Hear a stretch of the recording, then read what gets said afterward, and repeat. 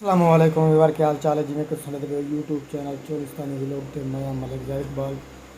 तो मेरे साथ अखबार फैली गई जड़ी के अखबार क्या है हकीकत है कि समुंदरी तूफ़ान आदा पे तो बाकी समुंदरी तूफ़ान आदा पे लेकिन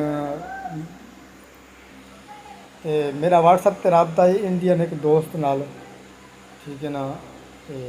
ग्रुप ਦੇ ਵਿੱਚ ਹੀ ਉਹਨਾਂ ਨਾਲ ਰਾਬਤਾ ਥੇ ਤੇ ਉਹ ਜਿਹੜਾ ਮੈਨੂੰ ਕੁਝ ਸਕਿੰਟ ਦਾ ਘੰਟ ਕੀਤਾ ਸੀ ਉਹ ਤੂਫਾਨ ਦਾ ਉਹ ਮੈਂ तो तूफान दिखे ना कि किमें है।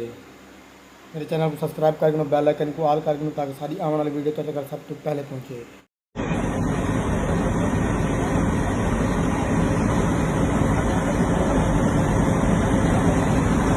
वाह, ये साइड पूरा क्लियर।